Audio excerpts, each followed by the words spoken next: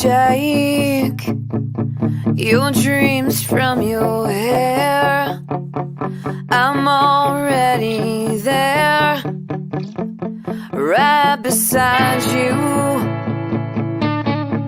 So please, don't hide, just say I'll be there if it breaks, right beside you. Suddenly I know now how it feels. I no longer have to beg or steal. I can stand now on this higher ground, where love is just a sound. Where love is... Good morning. Good morning, everyone. Happy Sunday. Welcome Happy to Coffee and Sunday. Cresties. And look what I got today. Yeah, so I've corrupted her. She's drinking Timmy's now. I ran out of my creamer for my Nespresso. And to be honest, I do have my mushroom coffee that I was going to drink. Okay. But then Gerald was very kind and went and got me a dark roast. Oh, okay, so you made an alternate decision. I get it. Yeah, last minute decision. Swapped it for something more tasteful, more delicious. We got a lot of people in here this morning, eh? We're already at 11. Nice. Yay! I see some new names. That's exciting. Right. Let's see who we got. Oh, Shauna Kana. Good morning, Shauna. Thanks for joining in. We got Nikita from Mystical Jumpers. Good morning. Good morning. JNS Exotics. Hi, James. Oh, we got a new subscribe. So I hopped on the live this morning. So Gerald and Paul hopped on live on Instagram this morning. And I went and kind of were bugging them a bit, saying, hey, what are you doing a live on Sunday morning? You know it's Coffee and Cresties time. Way to put them in their place. I know. They're like, oh, it's 20 minutes early. What do you have to complain about? So I popped on to go and say hello and promote the show a bit. There you So go. thanks for letting me hop on, guys. And we got Billy in the house. Hi, Billy. Nice to see you, Billy. What you doing on our little show?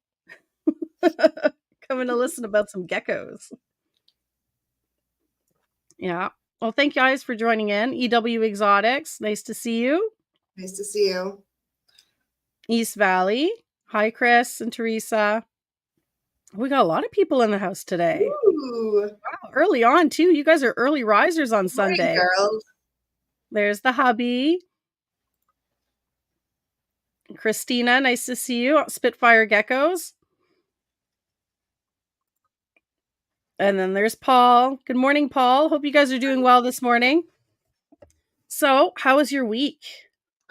The week went by so fast. Before I knew it was Sunday. Yeah, But it was a crazy week. Yeah, it was good. I got some new plants.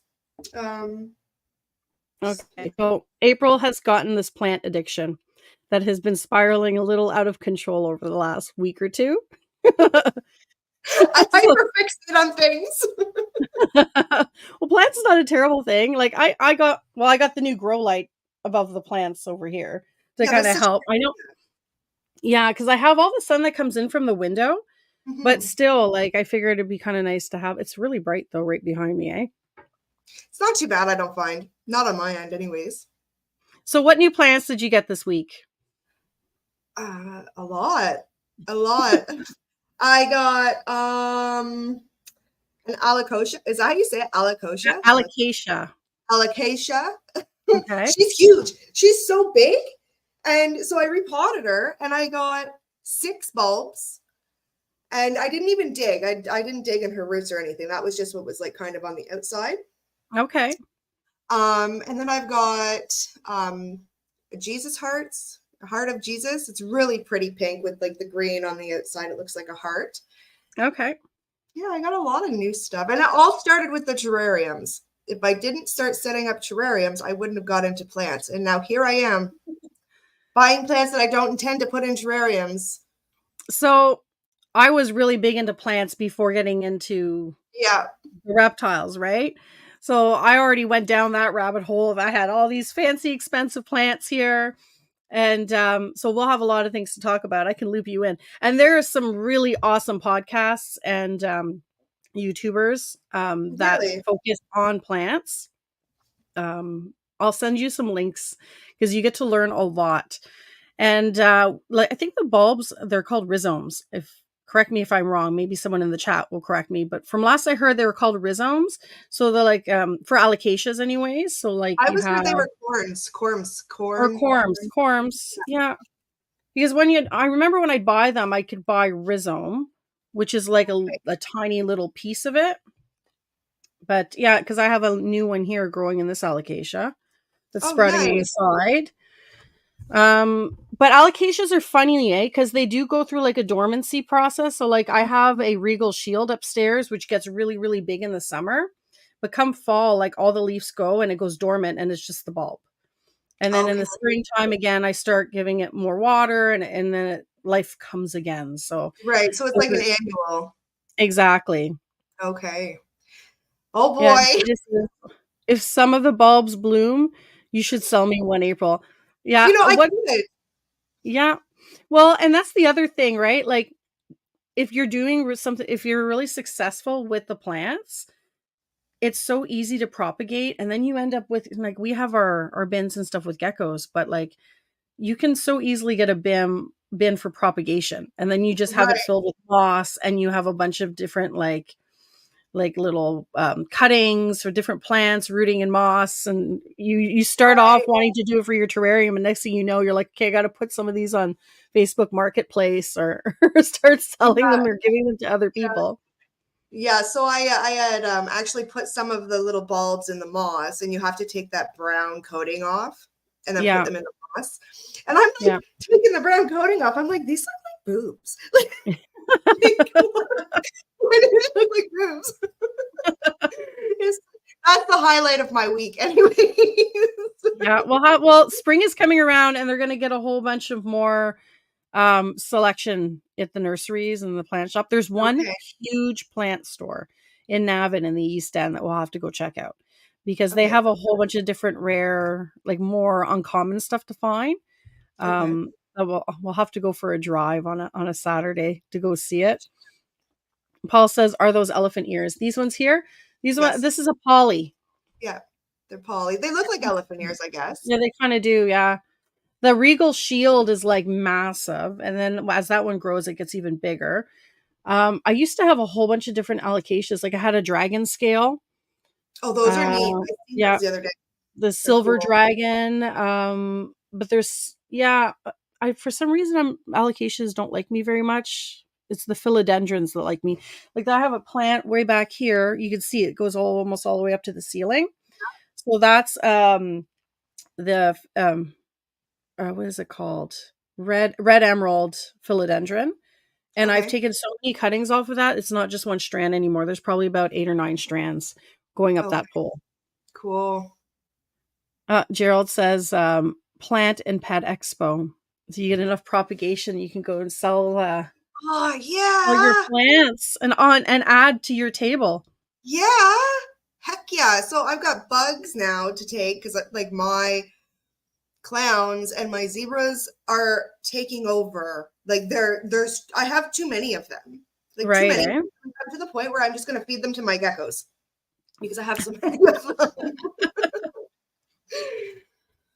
Well, I have a big I took one of my older like big bin, like gecko bins, and it's basically now an isopod bin. It's like my combination party mix is what it is. Because I'm not about to like start separating them all. Like when I was rotating bins and I put some the females off of the bio onto the cocoa chip, that way they weren't like digging into the dirt and stuff for laying eggs. I was like, what am I going to do with all these isopods? And I didn't want to like start separating them. So now I have this huge like collection, like a little mini garden full of isopods in there. So you're doing great. And then all the ones that are separate, which by the way, those leaves that we got from the expo, they love them. He was right? not kidding. Like they're going crazy for those leaves. Yeah. Yeah. My Amber bees had taken the leaves and like put them down underneath all of the moss. And I'm pretty sure it's because they're having babies now. But they took those leaves and put them all under the moss because that's where I found the babies. And then I found the leaves in there with the babies. So I'm thinking maybe like they just like took them to feed the babies. Like, I don't know, but it's so cute. Christina says she's obsessed with philodendrons. Now I have to ask you, what's your favorite philodendron? Put it in the comment. I know mine, like I really like the red emerald and I want to get a strawberry shake because it's very similar to that, but it has like the pink variegation on it. Okay. But it grows in a very similar way. Okay. Cool. Northland, I wish I had a green thumb. I didn't really have one when I first started, but it kind of you can develop it with lots You know of what? That's true. research. You can develop it for sure. So years ago, I was killing things. I was killing cactuses. How does one kill a cactus? I don't know. I still Okay. do. I still do. Like I think- cactus are mystery for me. Yeah, I think it might be like the overcare for the cactus, right? Because you got to let them Mhm. dry right out. But I think it's overcare. And anything with a flower for me, I will kill. Guaranteed. Doesn't Okay. matter how hard I try to keep it alive, it's dead for sure. Don't bring it in the house. But like the leafy greens, I find are a lot easier for me to keep alive. Yeah. And I find too succulents. I'm terrible with succulents. And they'll say it's one of the easiest things to take care of. And it doesn't matter if I try to set them up with a grow light or by the window or, give them what they need, like nice sun. And they're always still trying to stretch to the light and they get all Right. lanky and weird. And I'm like, I just want you to stay nice and compact and slowly Right. grow. And yeah, I can't figure out a succulent for the life of me. How's your baby tears? Last I seen, they were growing like tall instead of It's down. slowed down. It stopped. So it's like a little Oh, globe good. right now, but it's staying like that, which is good. Good. Can you It maybe hasn't- like press it down a little so it droops over or no? Well, I haven't really tried. I just kind of let it Oh. be. Okay. Yeah, G says he can see you only see my plants, Crystal, in the background. No, my plant is right there in front of yours. You see the post right there? The other ones are all behind me on that shelf. Oh, this way. And yeah, he's telling Paul to buy plants to make him happy. Paul, I'm telling you, they will make you happy. When you get into that space with it. Yeah, it's such an endorphin rush. So yesterday I went to Gemmel's just for the sole purpose of looking. Never happens. I don't know who you No, were kidding.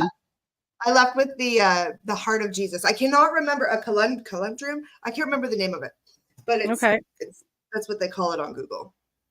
And that's what I left with.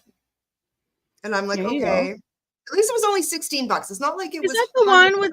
Oh, are you talking about Calatheum? Yes. Okay, I know which one you're talking about. Those ones are Yeah. similar to alocasia too. They'll like kind of. You got to be careful with those. They're a little bit tricky. Yeah, and they're toxic if you're not careful. Yeah. Don't eat them, obviously. Yeah, G says don't go to Gemmel's. It's bad. Gemmel's is a wonderful, wonderful, happy place. It is. And I just joined their loyalty program. Oh, look at you. I've been there, already done. Paul says that he's going to buy tomato plants, basil, and cucumber plants today. Well, there you go, Paul. There you go. Starting your garden. I have a whole bunch of seeds too. I got to get started. I have a little mini garden in the back because food is so expensive now. It's crazy. Oh, Christina, I have two favorites. Philodendron signiferum, okay, and gloriosum. Gloriosum is awesome. So gloriosum will trail along the ground. It doesn't grow up.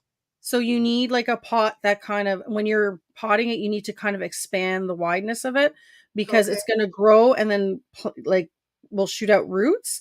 And then you'll have these big leaves that'll shoot up, but they're absolutely beautiful. Cool. That's neat. Yeah. Yeah. So, there was something I was going to say and now I lost my train. Oh, I got eggs yesterday. You did? Yeah. There you go. So I've been so busy, I haven't been posting anything about it. So I got 4 in the last week. So I got 2 from now I got to think about it. Monroe laid eggs. Who else laid eggs? Oh, Stowaway laid her eggs. Okay. And yesterday was Enigma. And they were they're the most giant eggs I've ever seen. One Really, eh? lay. That's awesome. Oh yeah, no, she laid 2 Babies pearly in there. whites yesterday. So now we got 6 in the incubator. Yay. 4 of which are out of lily white pairings, which is exciting. Nice. So very excited to see. Like now we're gonna get. I love the name Stowaway. Yeah, it's cute. I agree. She came with that name, so I can't take the credit for choosing it. That was her name when I bought her. But yeah, she's paired up to Diablo, so the red phantom lily pos exanthic. Okay. Cool. So we'll see what comes with that. But with her, because she has red in her too, but she's yellow. Like she's almost kind of strawberry, but she's phantom. She's empty back. She's made all my crazy lilies this past season. So we'll see what comes out of that. Awesome. But yeah, did you get any eggs recently, or you got some that are ready to go? Yeah, I haven't got anything recently. I think they're due to lay like in the next week. Admittedly, I haven't. So I've stopped digging. I'm just like, I'll wait until the first of every month and then I'll dig, because having constant dirt under my nails is irritating. And then not being able to find them is even more irritating. So I just stopped digging and I wait until the first of every month to find them. Okay. But I do have 2 that are they're like this big. They're huge and they're going to burst soon. And yeah, they feel like they're bouncy now. Like how do you explain it? They're not like bouncy, but they feel like they have almost like a I know what you're talking about. Yeah, like they feel like they're a grape. Like they feel like they're going to burst. Yeah.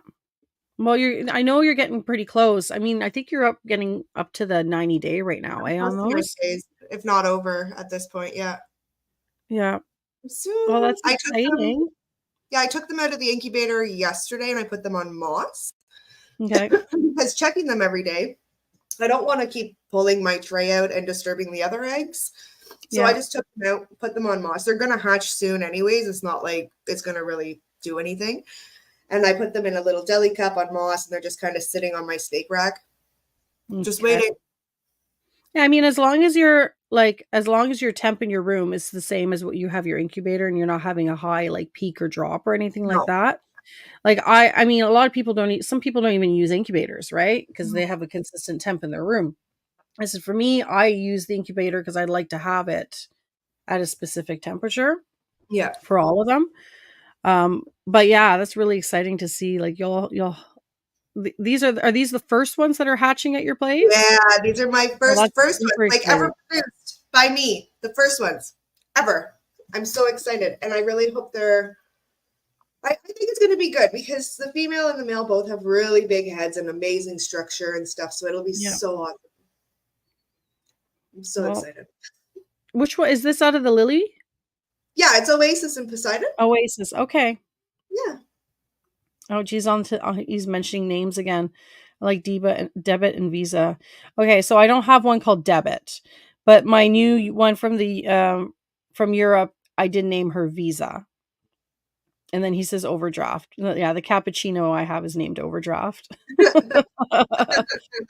It's very fitting. Did you want to hop into our first segment? Yeah, let's do it.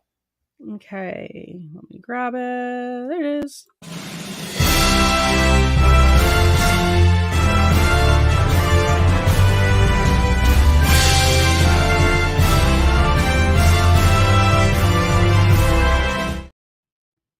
It's tea time.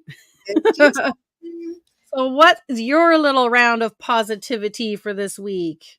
My round of positivity is something just fell. Not a big deal. I finally broke 4,000 followers on Instagram. Thank you very much. Oh, that's awesome. Yay. And I would really like it if everybody who's ever purchased an animal from anybody, if you've had a good experience with this breeder, the animal, the whole transaction, please feature them so I can put them on my honorable mentions highlight, just to give everybody, a fair chance and just have their name out there and stuff. Yeah, I think that's a great idea. So kind of doing like a story share, right? I think you posted something this morning on your stories. Yeah.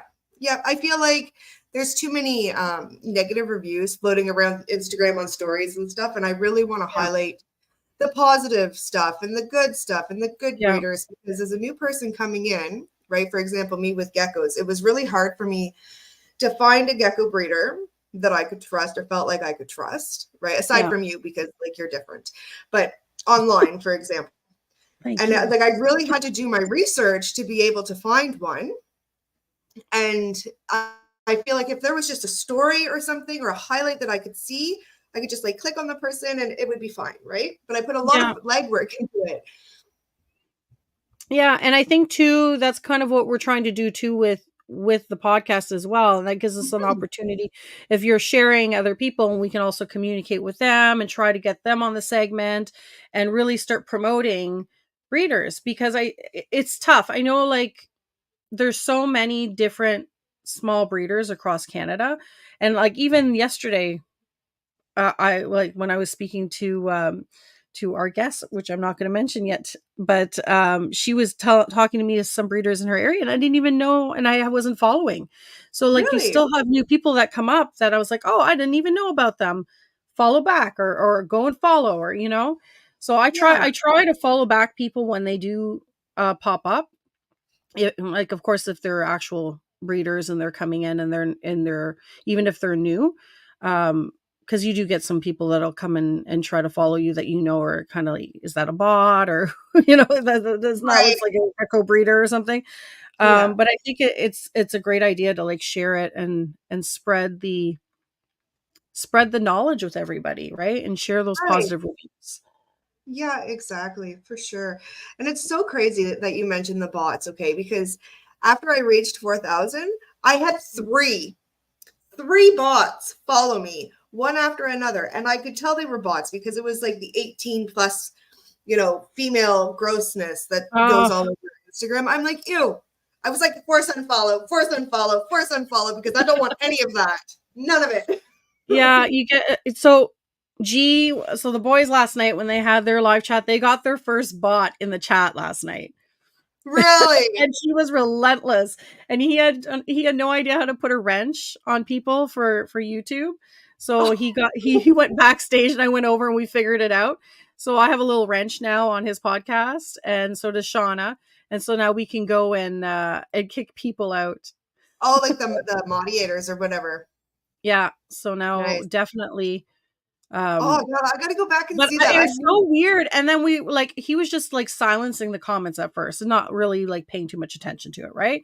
And then she went completely like berserk and then just started posting the same comment over and over and over and over throughout the whole feed. Yeah, Shauna says, "Woo woo, we have the power." You do have the power, Shauna. Oh, Chris is in here. Hey, I want to leave a super chat, but you only have 47 subscribers. I know, we got to boost those up. Thanks, Chris. We'll talk about this in the next portion of our little tea today. But yeah, I think it's a great idea. We should start pushing that today in the stories and start getting it to make its rounds. Yeah. So everyone that's listening, jump on, go check out April's story and jump on board. Do you have it where it's like a little box where you can share? What do you mean? You know how you have a little thing where you can add a picture to something?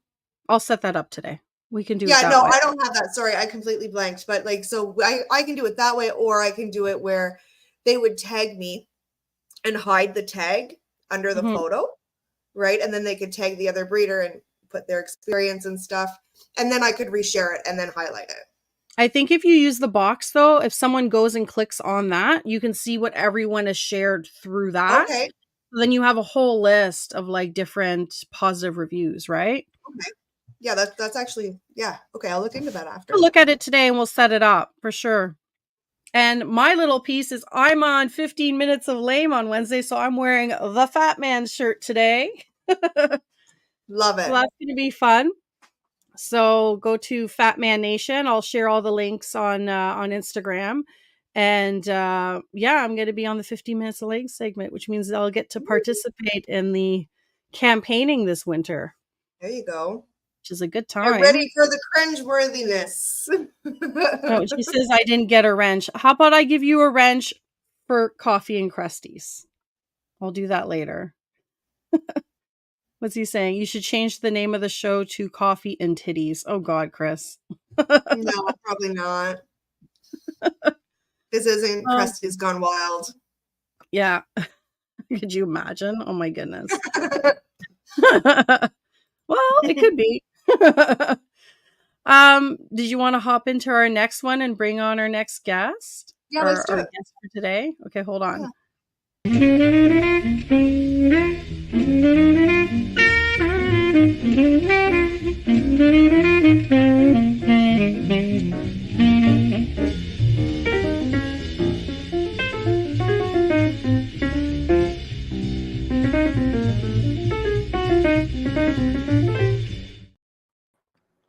Good morning.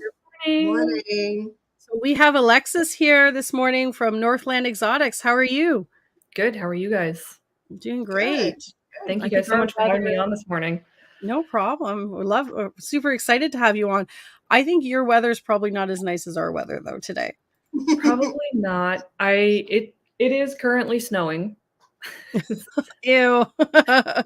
Gross. So tell us where you are, Alexis. Yeah, so I'm located up in Timmins, Ontario.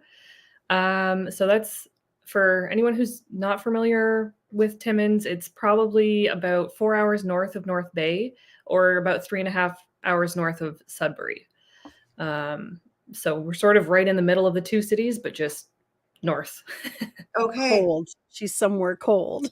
Yeah, exactly. So this past Tuesday, it got down to -20 overnight. Oh, Yeah. So Oh, needless God. to say, shipping I don't know hasn't- what the conversion is that for our US watchers. Maybe G can do the math and post it into the comments. So -20 you said, right? -20, yeah, -20 Yeah, well, Celsius. it's cold for It's April. cold. That's too cold. Yeah, even this morning it's 0, but feeling close to -10. So Yeah. and we're at the end of April, so I'm hoping that changes soon so we can start shipping some stuff. Yeah, right? Yeah, because shipping is a bit tricky. So how did you get into Cresties in the first place, being like up north and more remote? Yeah, so it's funny because I got into reptiles in general in 2018. It all started with leopard geckos, as I feel it does for many people. And then the pandemic happened. But for me, life didn't change so much because I was working in healthcare. So I ended up from the same breeder that I got my leopard gecko from. He was selling some crested geckos, and I was like, that'd be kind of cool to dive into a new species.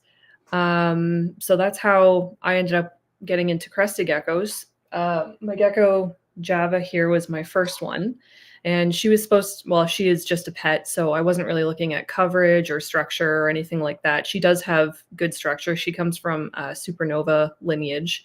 Okay. So she sort of sparked my love of Cresties. She's super personable. But I didn't really start getting into the breeding aspect of things until probably at the beginning of last year. So it started off as a pet interest and has become more. As it Isn't does that for how it many. always starts, though? Yeah. Like, that's so great. Yeah, exactly. So it's just waiting for shipping to open.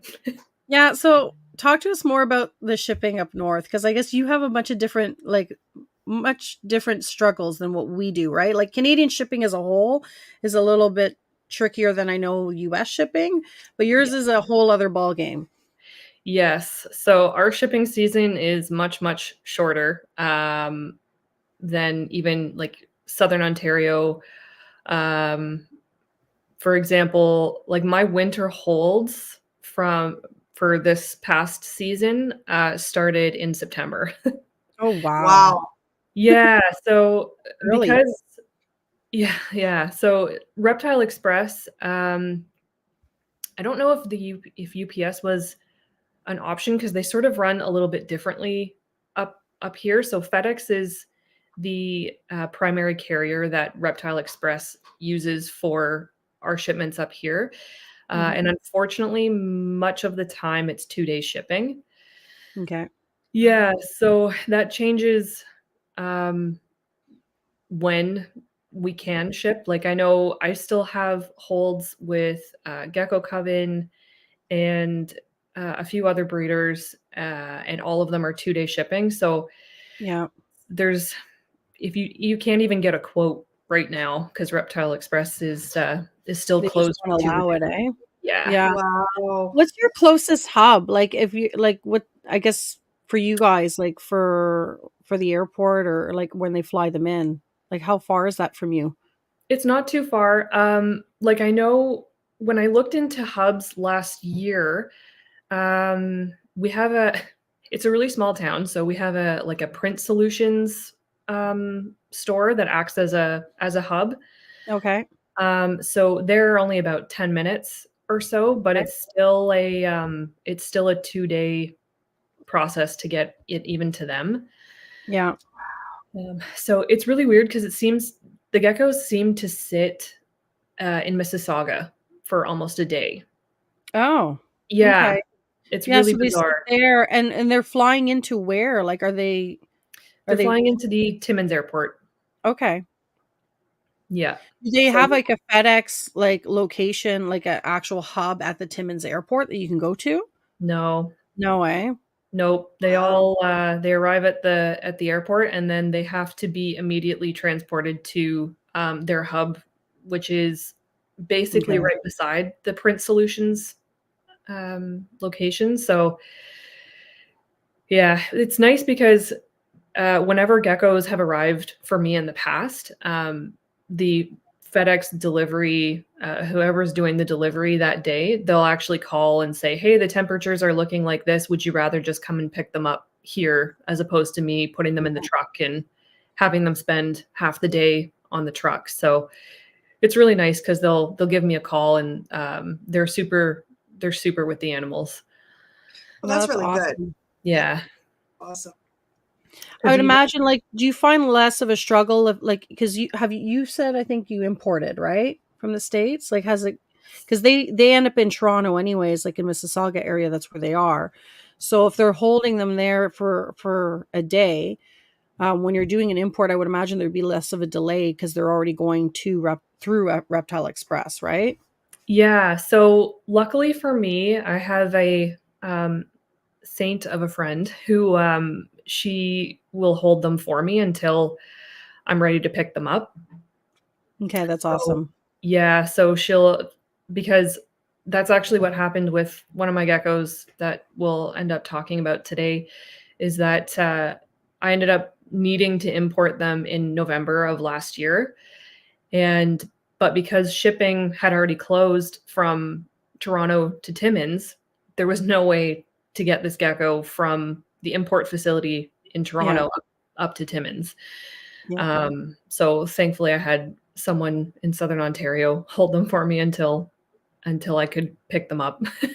Well, that's good. And I think that's where like building those relationships, even like this, I'm sure as a friend, but like even when you're building relationships with other breeders and stuff, that's the other thing. Like when you're importing together, or if you're looking to get, I'm sure, like, because you have another breeder, I think, out up north with you too, right? Yes. So you guys can look at bringing stuff in at the same time and having someone hold on to them for you, and then have them all come in at the same time. So Yeah. like building those relationships with other people is like super huge when you have limited shipping like that. Exactly, and especially, yeah, this so the Gecko Project, she's even further north than I am. Yeah. So we've helped each other out. Like she did a trip to Southern Ontario at the end of March, so she brought back a few geckos for me. My wonderful husband is bringing back geckos for both of us because he's down south right now. So wherever we can help each other out, we definitely try.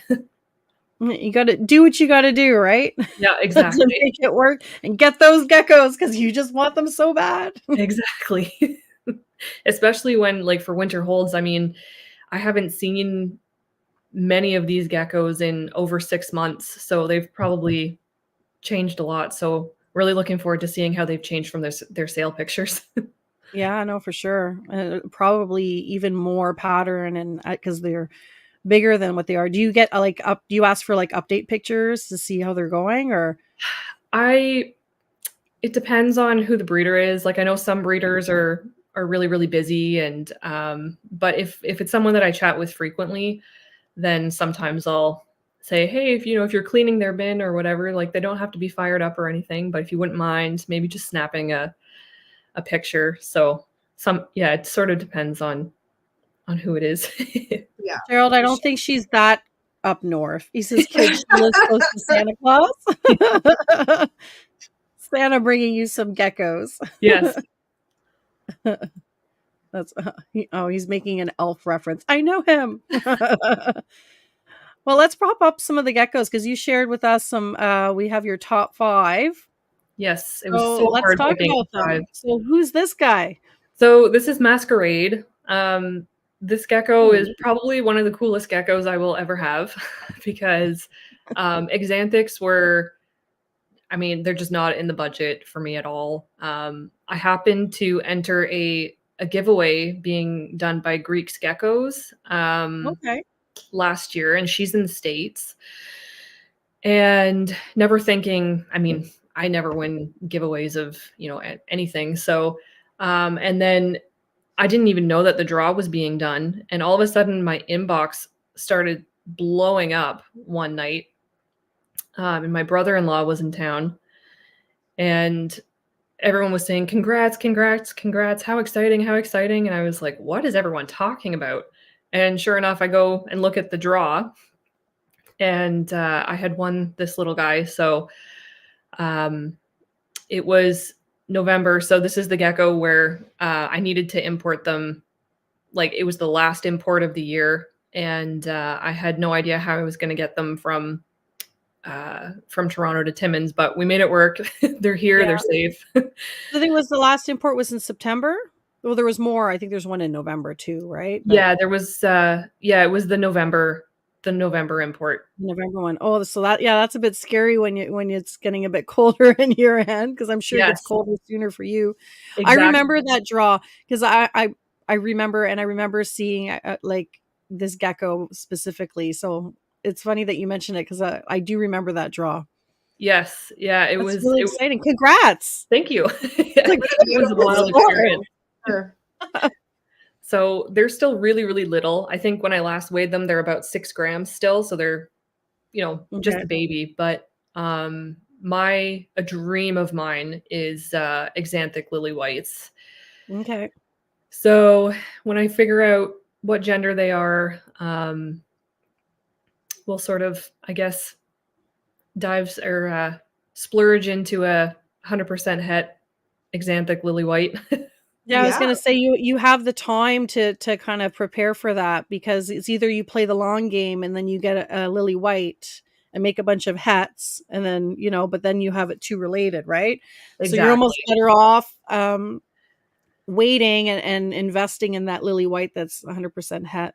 Exactly. Because I know, I mean, Which I I know. may have by the time you're looking for one, so we can talk. Perfect. Because they're really right now, I mean, the availability in Canada is so small. Yeah. I'm kind of hoping that the Exanthic doesn't sort of go the way of the lily white where they were super hard to come by at first and then they're everywhere now. So Yeah. I I mean, think I'm it's going sure. to be a bit more difficult because it's recessive, right? So Yeah, whereas the lily white, you can put a lily white to any gecko and then there's you'll a still chance get. that you're making 50% of them are going to be lily white. Whereas with this, it's great that you have a visual because that puts you ahead of the game. You're not playing with that het game. But the other thing is because they're recessive, it's really dependent on what people are putting in breeding. Like, so for me, I want to breed more high pattern Right. where some people are wanting to do empty back or pinstripe or phantom.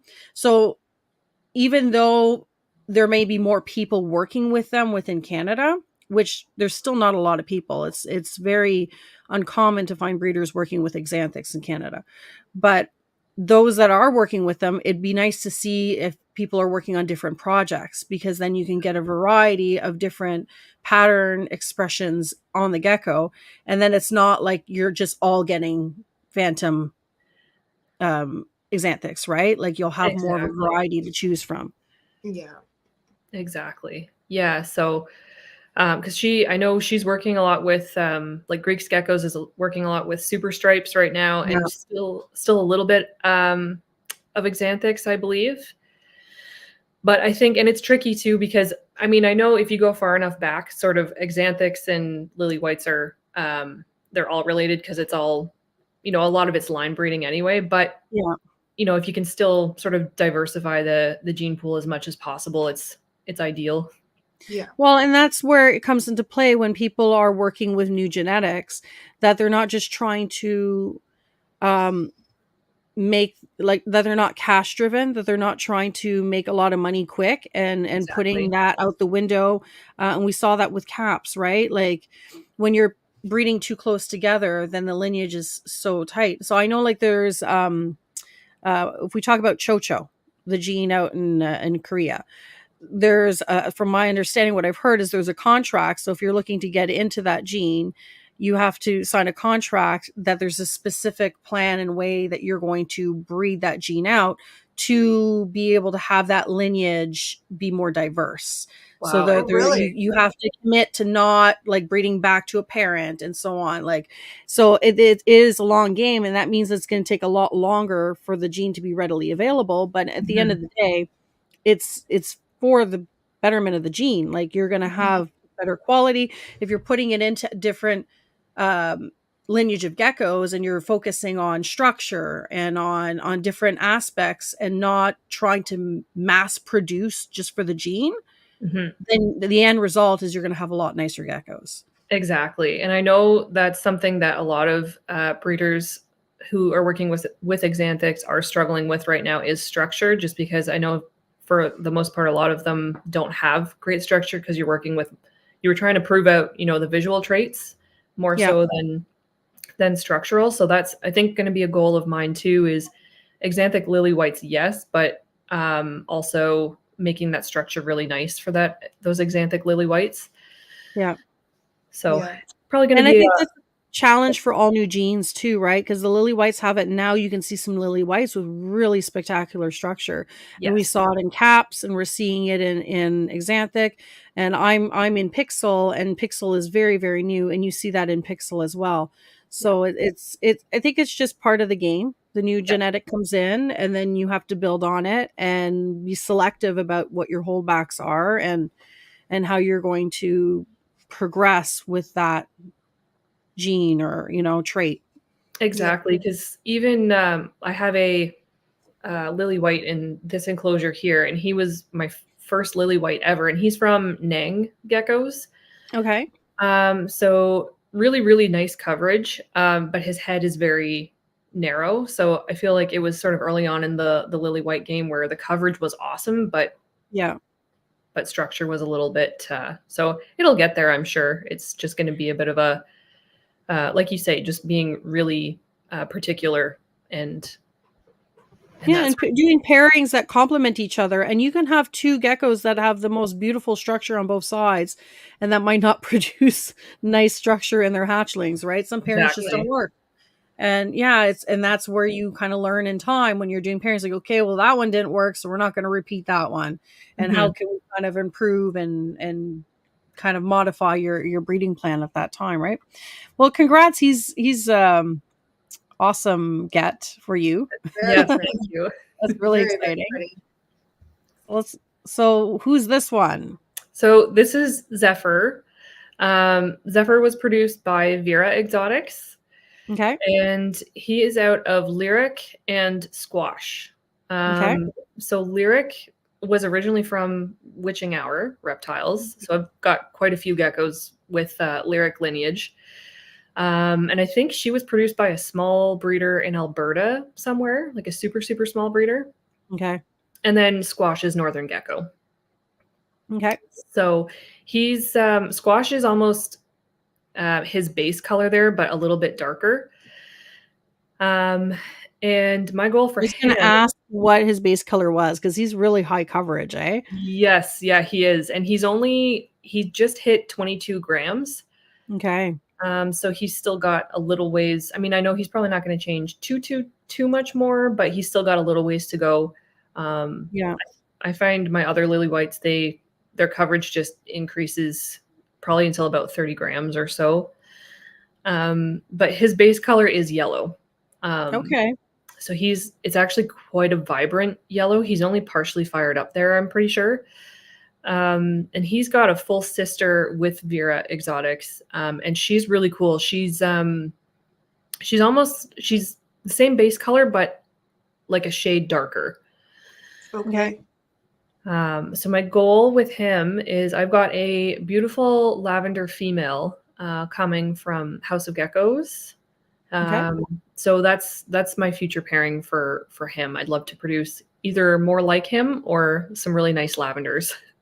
Well, you're going to tie in the hypo in there because you have lavender and yellow, right? So it's going to kind of be within that hypo range, which is awesome. Yeah, exactly. And he's got really nice structure too. And just a really sweet gecko overall. A lot of coverage, which is awesome. The gecko that you're bringing in for pairing, is it like high coverage Harley or what's the pattern on that one? Yeah, she's so I would say she's relatively high coverage. But yeah, she's a sort of like a lavender, but her secondary is so she is a Harlequin, but her secondary is more like a cream color. So, but yeah, she's pretty decently high coverage.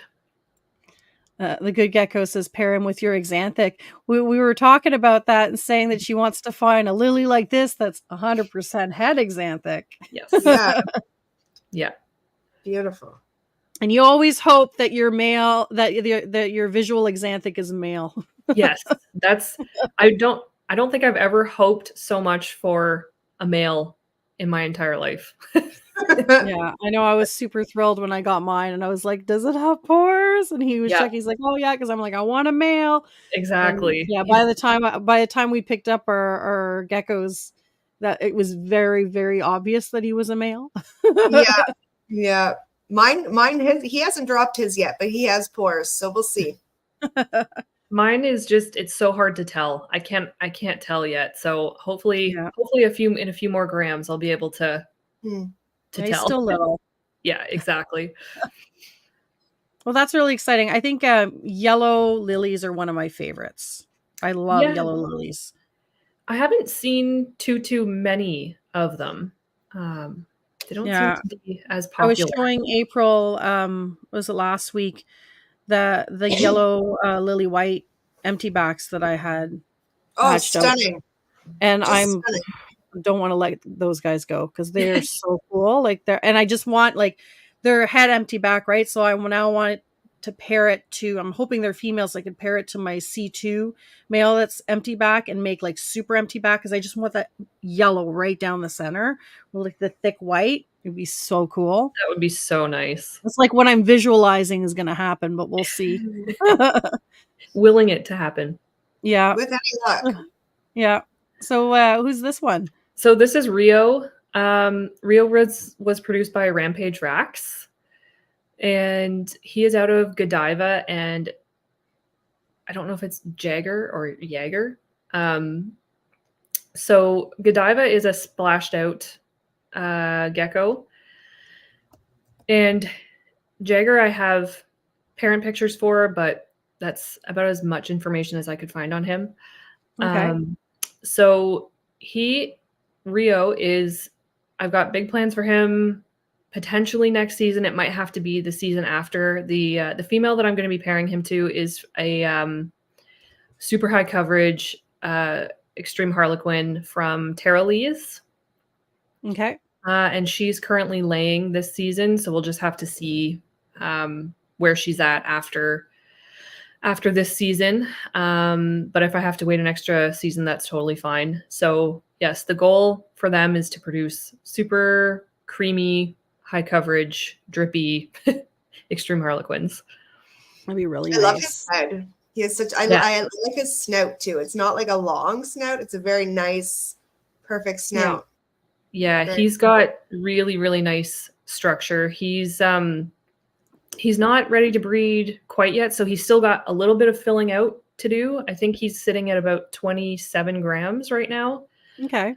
So he's sort of in between his lanky phase and his adult weight. So I'm going to be really excited to see what he looks like when he's all filled out and everything. Yeah. They tend to kind of like hover in that lanky phase for a bit, and then all of a Yeah. sudden it's like bam, and then they just like chunk out. Mhm. Yeah, I can't wait to see him all chunky. This gecko he's super personable. Somehow whenever I take him out, no matter how hard I try, he always ends up on my head. The highest spot. Yeah.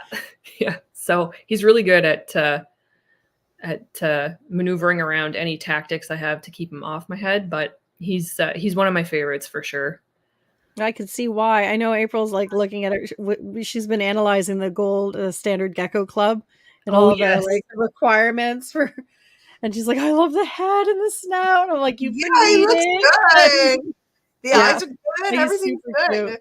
Yeah, I was just seeing some of their posts and I hadn't realized about their eyes.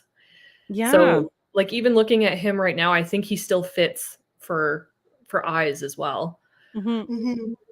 But there's so many different things that you don't even think of. Like I have one here, and I'm like, yeah, no, he has a little bit more of a bulgy eye than Mhm. what you would want, right? And these Yeah. things that now that you're kind of looking at, and you're like, okay, that might change some of my plans, or Yes. and I've got one in particular that I think just based off of some of those the graphics that they've been producing or providing, which has been really, really helpful. I think I'm going to have to omit from breeding projects because their eyes are they're massive. G made a funny comment. He's singing the song "I Like Them Thick, I Like Them Chunky" from the Madagascar Oh my movie, and goodness. that made me think. So that's the guy. It's Moto Moto. Yes. And I actually have so Robbie from Robbie's Reptiles has a gecko that he's named Moto Moto, and every time I see him posted, I think this song. And my charcoal that I have is out of Moto Moto, so every time I take it out, I'll sing the same song. But yeah, That's he's one of my favorite movies. it's funny. Yeah, no, it's really interesting now to like have that different lens on the geckos that you have, and like to kind of really have like that, I guess, a strategic plan now on like how you're going to proceed with your pairings. And Exactly. It's been really helpful because it's because I'm still relatively new to the breeding aspect of the hobby. It's nice to have even more focus that way, not only visually but also structurally as well. Yeah. So I've been really appreciating those graphics. I'd like to see the stats on like the trends on when you're pairing to improve on things. So like for instance, if you have a gecko that has more of a bulgy eye and you're putting with something that doesn't, like what are the ratio that you're having in hatchlings that are going to have that trait passed down? Like are there certain traits that are more common to pass down and more likely to, versus other ones that are an easier fix depending on how you're going to pair, right? I think that would be an interesting conversation to have, and see if there's people that are keeping track of those trends and kind of able to share Absolutely. that information. Because the more that we know, the better that we can kind of plan and improve on the quality of the gecko structure, right? Exactly. It'd be one of those things where you could then statistically figure out if a certain gecko would be worth breeding at all, or just for the betterment of the structure, if it would just be best to home them as like pet only. Like if the percentage chance of them passing down that undesirable structural trait would be relatively high, then like you could sort of figure it out from there. So you don't have too many crested geckos hatched that you would then have to find pet only homes for. Yeah. Right. I got a comment here saying the one thing I don't agree with the Tiki's Gecko standard is that she prefers the shorter snout. I like the short snouts too. I find that they're I think it's a fine line. You got to be careful, and it's kind of like when you're breeding dogs. Exactly. You know, when you Yeah. get the ones with the pushed up snout, brachiocephalic. you don't want something that's too pushed up either, right? Yeah. Right. It's Yeah. it's that fine line between desirable structure and traits versus I guess the health of Mhm. the animal. There's that balance there. Yeah. Yeah. No, for sure. So Oh. who's this one? I Yes. love the coverage. This is That he's one. so pretty. So picture credit for this one has to go to Witching Hour Reptiles. Of course. Yes. I knew it. The moment I Yes, see like I knew that was a witching hour I gecko. knew it. Yeah. Yeah, this gecko I actually received at the end of March, but she's taking quite a bit of time to adapt. She's still not eating super well, so I didn't want to stress her out by taking her out and firing her up and taking more pictures of her. So I just let her be. I double checked Yeah. with Taylor to make sure it was all right that I used the photo. So this is Everin. She was produced by Witching Hour Reptiles out of Chai, who's a northern gecko lineage, and Caspian, who's a Pangea triple X Okay. lineage. So she's produced Everin has produced some amazing babies for Taylor this last season with Xander, who I actually have Xander's mom in this enclosure here. Her name's Sage. She's a pet only because she's got some reproductive issues. Okay. But so my goal for her, I actually have a male coming from Rampage Racks on Tuesday. And his name's Budweiser. He was just paired, I believe, this season. Okay. So, but he's also a high coverage try. So my goal is some really, really nice high coverage tries out of those two. Yeah. Yeah, and Like, the she's triple X so lineage nice. is so nice, eh? Sorry, April, go ahead. She's so nice. Yeah. I almost bought her when Taylor put a whole bunch of her geckos up for grabs. Yes. I was stuck between her and Cadbury. Oh, And Cadbury's super nice. I Yeah. went with Cadbury. Yeah. She has Cadbury on her way. Oh, exciting. Super Mm. exciting. Yeah. Yeah, I was looking at both of them, and Everin, she was, as soon as Taylor put her, she had a sale for like a really short time there, and that put Everin in my budget, and I was like, yoink. Yeah, exactly. Take them while they're hot. Yeah, exactly. Yeah. So she doesn't have a tail anymore, but so she's a cute little frog butt now. Well, frog butts are cute, and in my opinion, I would much rather breed a gecko without a tail than breed a gecko with a tail, because at least the 100%. tail's already gone, right? You don't have to Yes. worry about it dropping. Exactly. And it's one of those things too where it's sort of sad initially, I guess, but I'm also sort of relieved because then you don't have to worry about floppy tail syndrome. Is the Yeah. other Upside point I was down. going to bring up, because I know some of them can be like depending on how they sleep or how they position themselves, and if their tail gets really heavy and thick, sometimes it's just one of those things that, you know, it's just, you see it's going on its way, and you have to kind of and then you have to take care of it before it progresses to something that, you know, is bad for the gecko. So yeah, it's kind of nice to have a female without a tail.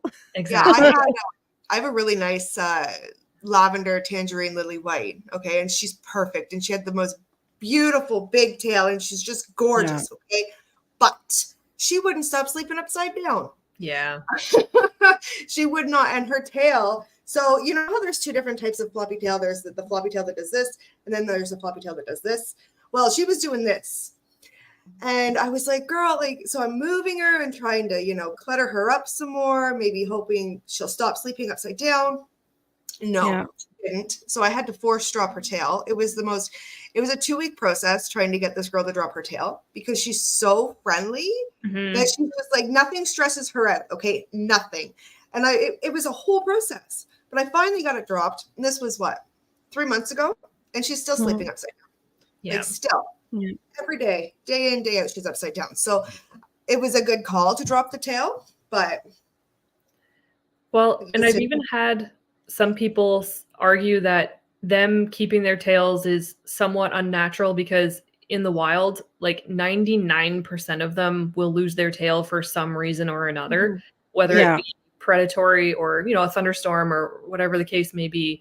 So it's actually like the geckos aren't, I've heard it argued anyway, that the geckos aren't designed to carry their tail their whole life anyway. So it could be beneficial for a couple different reasons, I feel. Yeah, I've heard that argument too, that like they're not meant to keep it through full adulthood when it gets to be like heavy and such, right? Yeah. Mhm. I mean, people can argue it both ways and say, well, and in the environments we keep them in, it's not in the in nature. And I mean, you'll hear the arguments on both sides. At the end of the day, if you see a problem with the floppy tail, it's better to be able to be proactive and make sure it doesn't cause any issue later. It's a little less stressful when you're dealing with a male. Yes. Yeah. But with the females, I mean, you want to make sure there's not going to be any issue when they're starting to pass eggs, right? Yeah, you want to make sure that their hip structure isn't changing at all because of the floppy tail. And you could be not breeding your gecko, but that doesn't mean it's not going to just lay duds. Yes. Right. Yeah. So even if you choose not to breed a gecko that has a bit of an issue, you still have to be mindful that if it's a female, there is a chance that she's going to lay dud eggs. So might as well be proactive and not cause an issue further down the line for the gecko. Or even in some cases, like I've heard I've seen more cases recently of partho, females laying partho eggs. So even though females haven't been bred, doesn't necessarily mean that they're not going to lay infertile eggs. Yeah. So I know it's rare, but it could still happen. Still check those dud eggs, man. Yeah. Don't just be putting them away in the garbage thinking nothing's going to happen. Yeah. I actually had a friend who her female, who's a full sister to this girl here, she laid a partho egg and the baby, the hatchling came to full term and hatched, and she still has it, like super, super healthy, which I know is even more rare, but it's happened to someone I know. So it's becoming a little bit more common, I find, with the Cresties that they're having partho eggs. Yeah. Okay. So, and who's this one? This is our final one, I think. Yeah. Perfect. So this is, I don't have this gecko yet. This gecko is coming from House of Geckos. And it is from Sonique and Tace. Sonique is a AJD reptile production, and Tace is a KC reptile, or KC geckos rather, production. Okay. So this little guy is super, super small. I think just about 5 grams or so. A lot of coverage on a small gecko, eh?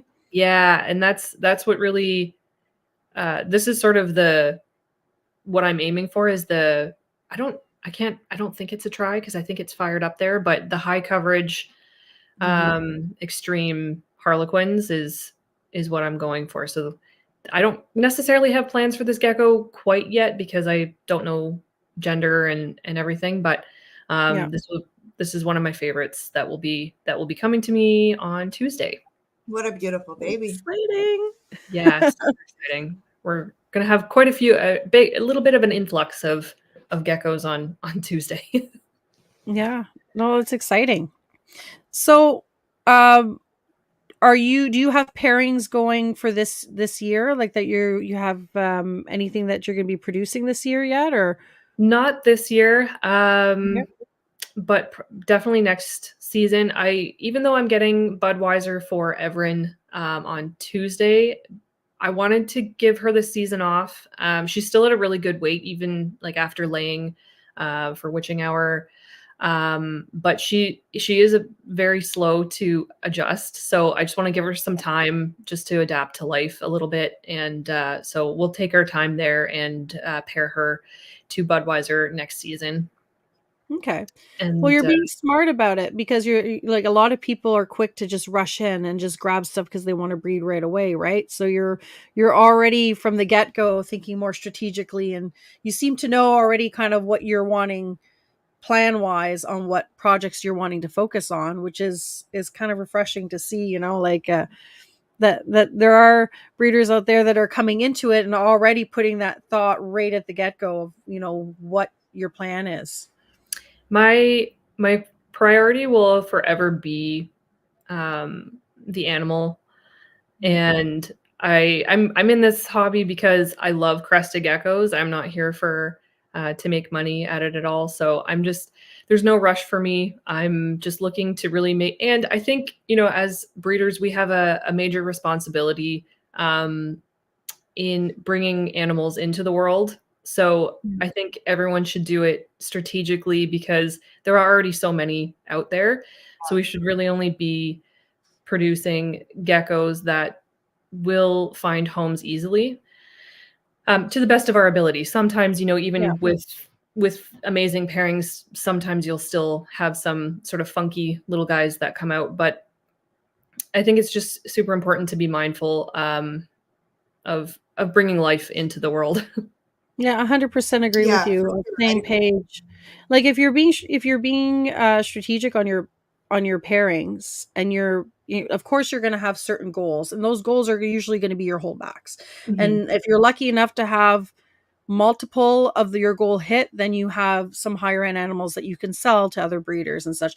But as a result, no matter what pairing you're going to put together, you're going to have hatchlings that are not going to be necessarily a high end animal. And Exactly.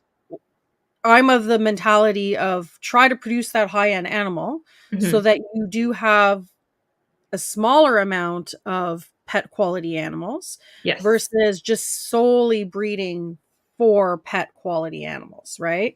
I mean, exactly. it still has its place, and there are people that are doing that. But if you're wanting to focus, and I'm of the opinion, if you're wanting to focus on having Crested geckos be your sole focus for breeding, and Mhm. you're wanting to build a business around that, then try to find certain projects that you feel really passionate about and try to breed for greatness, right? And Exactly. quality. Yeah, I also come from the standpoint too that like when breeding, it's important to keep in mind your capacity, right? You don't want to have more eggs than what you can house and raise. Yeah. Um, so I'm kind of going into it with the mindset of, okay, I can raise and keep 10 more geckos. So I'm only going to hatch 10 more eggs, right? Because like, sure, you have the odds and you have the babies and, this, that, and a life is a life. But at the end of the day, if a baby can't move and you have to mark your hatchling down to like next to nothing, who's to say where that baby's going to end up and if it's really going to live its fullest life, Yeah. right? Exactly. So Exactly. I'm kind of like, I'm at my cap now with eggs. So anything that's laid after this, I'm putting them in the freezer and they're going as food. Yeah, Just because I'd rather not bring another life in exactly. that And I that's that I'm not prepared to keep and raise, right? exactly. Yeah. And I think that's something that's important to, yeah, exactly. Know your limits and Yeah. stay within it because Yeah. it's so easy. I mean, as I've seen, as I've started making my breeding collection over this last year, it's so easy for things to get out of hand pretty quick. Mhm. And Mhm. Yeah.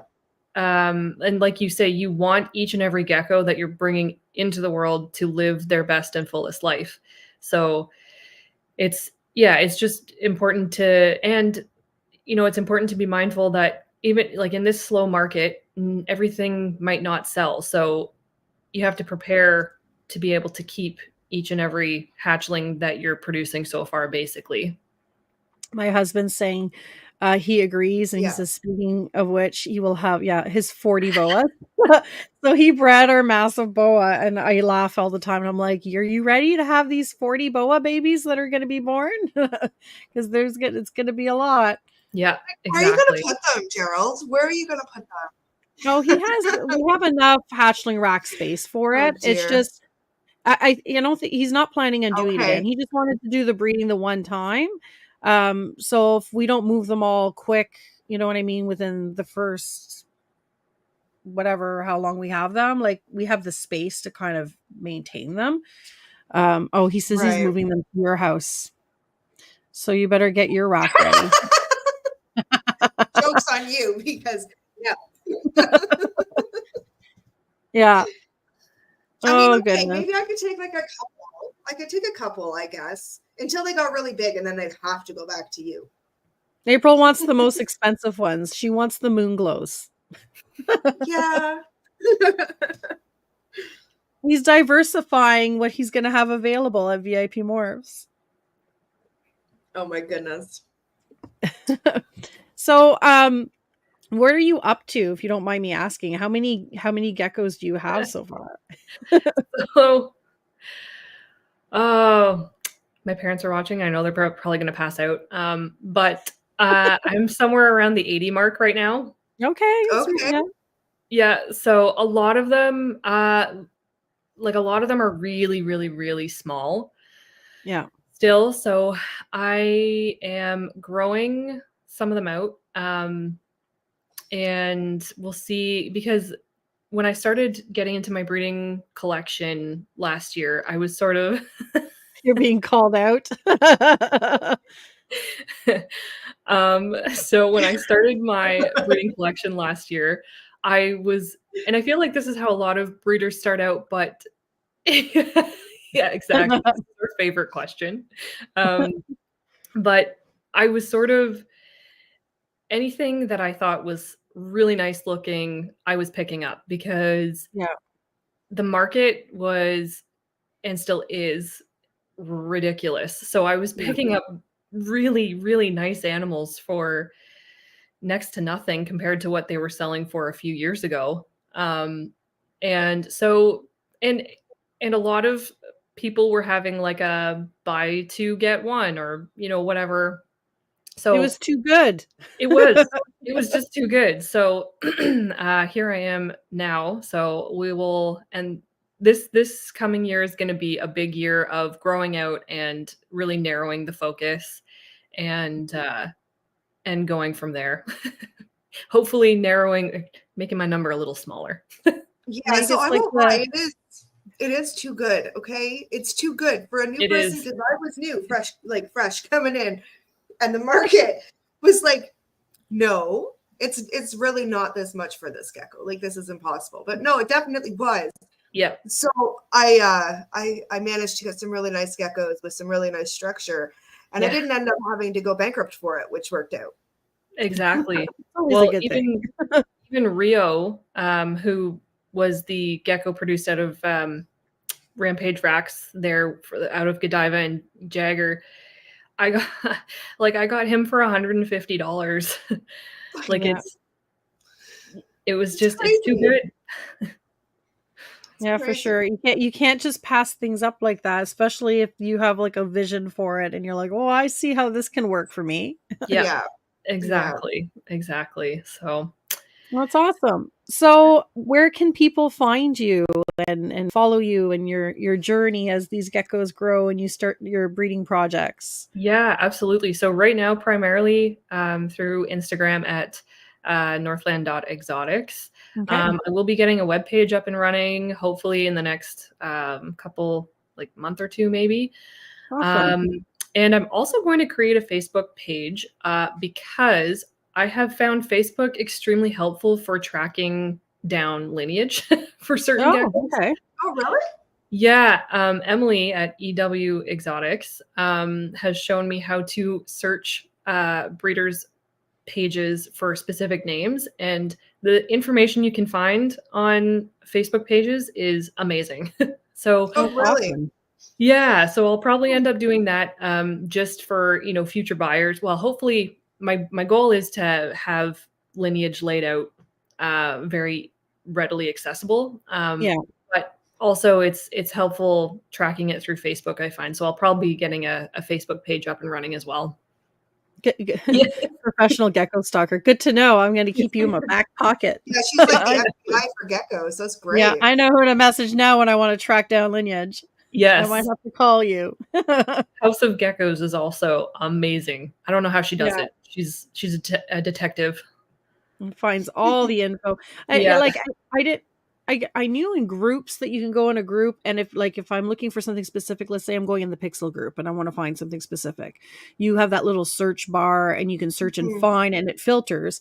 But I didn't know it would do that on business pages. Yeah, so you can. It's just sort of like an extra step. So when you go to a business page, there's the 3 dots right beside, like, message, like, follow, whatever. So you click on the 3 dots and then it comes up with a whole bunch of different options, and there's a search. So you have to go into the search inside of their profile. So it's an extra step, but it's been wildly helpful. There you go. Everyone who's listening, you heard it first here. Sharing the tips of searching lineage on Facebook or whatever else you want to find. I'm a big lineage nerd, so I spend much of my time on Facebook. Well, that's awesome. And once you get that website up and running, let us know and we'll share it and post it and send people your way, and so they can check it out. That would be awesome. Thank you guys so much. Well, thank you very much for joining us today. It was a great conversation, and we're going to put you backstage and we'll chat in a few minutes. Yeah, that sounds great. Thanks again. Thanks. Bye. Bye. Well, that was awesome. That was a great conversation, eh? Timmins, like as if it's that cold still. What do you mean? How come? It's great. A great guest speaker. I agree, winky face.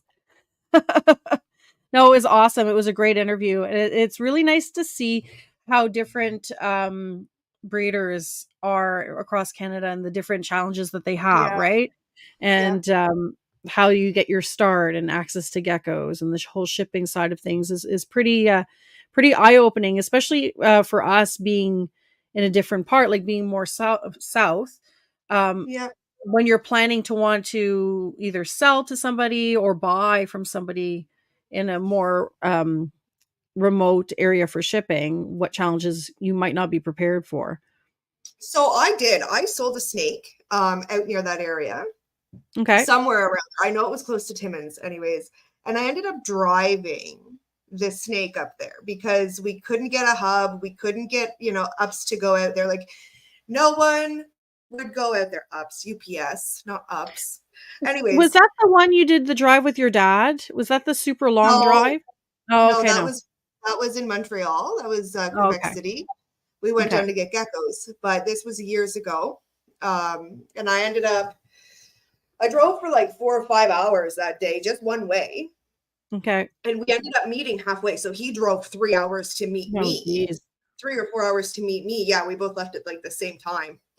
And like this was the safest way I could get the snake to him, because it was either that or we risk just losing an animal or him not getting it at all, right? Yeah. So I took the trip, went and seen Will from RCR on the way back, and it was a good day. But it just more snakes on the way back. No, actually, I didn't. I just went to see his facility. There you go. But it just goes to show you really like how privileged we are in a sense, right? Like shipping is so accessible to us, but then up north it's impossible almost. Yeah. No, for sure. Well, I think we'll end it here. We're over the hour mark, and thanks everyone for tuning in. I think this is probably the highest amount of viewers we've had so far, which is super exciting, to be honest. Yeah. Thanks everybody for sticking with us for the day, and have a wonderful Sunday. And I'll be sharing the stuff for the Wednesday live for the 15 minutes. So you'll guys see that posted on my story, and we'll see you next Sunday morning. Bye. Bye. Shake your dreams from your hair. I'm already there, right beside you. So please don't hide your face.